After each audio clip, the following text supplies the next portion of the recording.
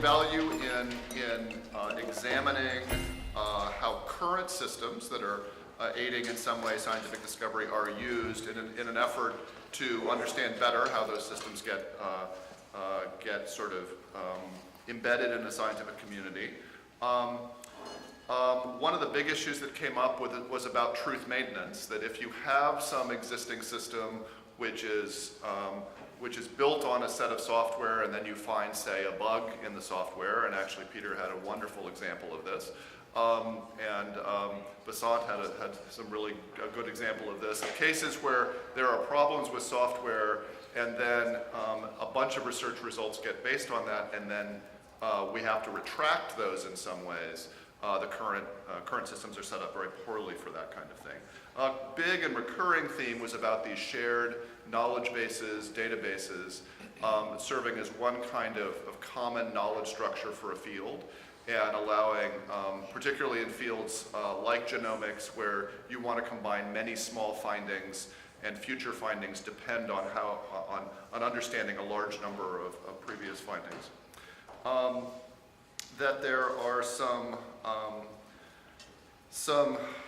tensions between having a good formalism for expressing knowledge, but also then potentially limiting the thinking of researchers in the field, and how we can encourage really large paradigm-shifting discoveries, and not just have the technical system sort of constraining people's thinking. One point on that is that if you really understand well what the current theoretical framework is allowing you to describe, you may more easily see anomalies or inconsistencies in the current ability to explain findings. So there are ways in which large paradigm shifts might actually be encouraged by a system which otherwise might seem to be kind of constraining people's thinking. Other things that I missed from people who were participating. Okay, great. Okay, so there was another group that sort of focused on knowledge representation. I don't know who you elected to be your representative. Actually, I don't see that group here yet. So maybe they haven't come back, but they must be having interesting discussions. So maybe something from the infrastructure group.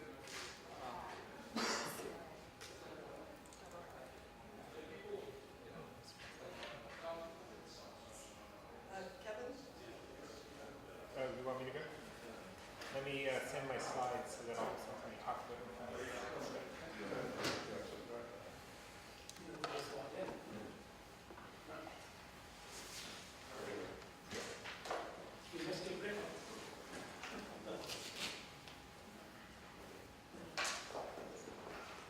All right, so a very small group consisting of myself, Yolanda, and Charlotte talked not about infrastructure, but about interaction. So how people and AI or machines in general might interact around scientific work or work in general. So one thing we started off talking about was different modes of interaction, and it seems like there's a range of possibilities ranging from humans monitoring more or less completely automated systems and just checking that they're working correctly, humans delegating tasks to some kind of a system in different modes where the system is either an apprentice trying to learn how to do something or an assistant taking over easier tasks. The contrary, intelligent systems assigning tasks to humans.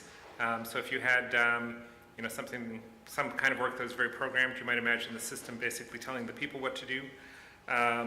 Intelligent systems being some kind of a partner in a collaboration, so having multiple people collaborating where one of the collaborators is the system, or the system's mediating collaboration, so the people are doing the work, but the system is somehow helping to route things around. So it seems like there's a range of possibilities, and one of the questions we had is if that's in fact an exhaustive list, or if there are other modes that we ought to be thinking about. And then across these, we're sort of building up the simple model of the machine on the one side, the human on the other side, some kind of joint task.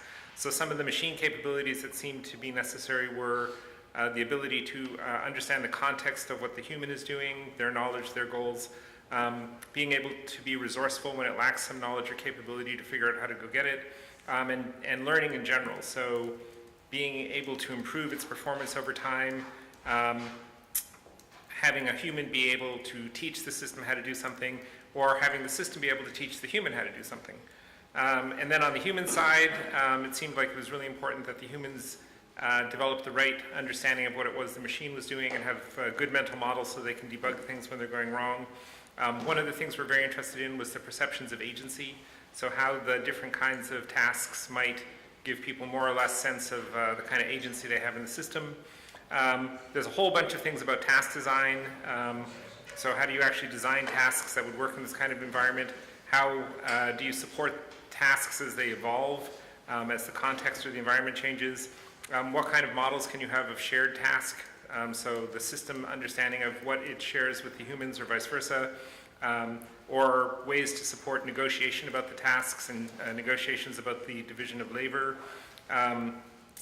One question was about expressing initiative and release of control. So you could imagine some kind of a dialogue between the partners where at some point the human could say, okay, I think you understand enough, go.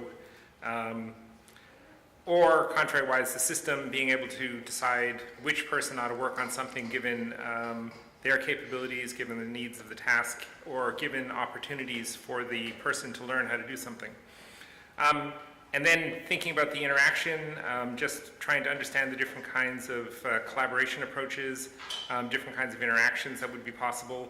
One thing that seemed quite important is the ability of the machine to explain what it's doing to the humans so that the humans understand why the machine is doing what it's doing, or understanding how these shared models are actually evolving based on that kind of interaction. So far I've been talking about it mostly dyadically, a machine, a person. It seems obvious that you also want to have groups that have multiple people and have models of how people might join or leave, some kind of a interaction like that. And then underlying a lot of this is concerns about ethics or responsibility. So in these sorts of joint interactions, who's actually responsible? How do you assign responsibility? How do you design work in an ethical way? So those are the things that we talked about. Should I take questions, or are we just reporting and moving on? If there are questions, Well, no, I think so. and who did the knowledge representation group assign?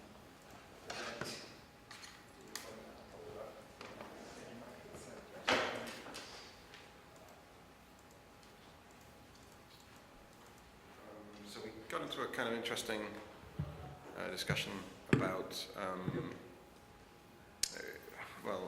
so I think a large degree, the discussion was kind of just confronting the normal things that we deal with in terms of the need for flexibility and the issues surrounding the process of developing standards and how that's can be problematic and restrictive, and yet at the same time, increased flexibility leads to heterogeneous knowledge representations that provide this wide. It just doesn't work very well, having lots and lots of different interacting kind of representations. Some of the kind of underlying technical issues that came up were issues of data gathering. How do you build human-machine collaboration at knowledge capture stage? Things like crowdsourcing, human edits. These are actually things that Andrew put in the notes. I think that, so a question that came up again and again was the issue of context, and that was framed within the discussion as kind of metadata associated with analyses and models and such like. And one of the kind of underlying themes that I thought was personally very important was to ask the question of how the knowledge representations that we work with and that we generate are geared towards the processes of science. And I used the example of the cyclic model that you presented in your white paper.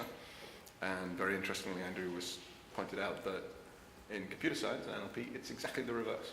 Like you just take the same elements and you reverse the arrows and that's a good representation of how that works. So I thought that was interesting, and it raised the question for me, just speaking extemporaneously now, is, how valid is that process model for different disciplines?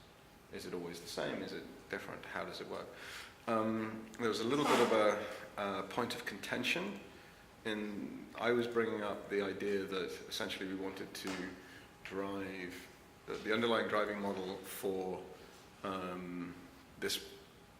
for knowledge representation reasoning should be geared towards the processes that naturally occur from scientists. We should be trying to have AI systems be kind of cognitive orthoses to augment how the science works. And the counterclaim was that in fact, let's just get on with building good data science systems and have that work and function, and that's more interesting, and that's something we can do.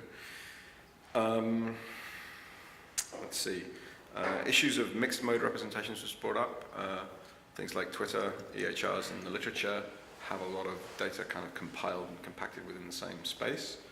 And again, having the knowledge representation represent the process of science, I think the claim was made that it was important to unpack the contents of these mixed modalities in order to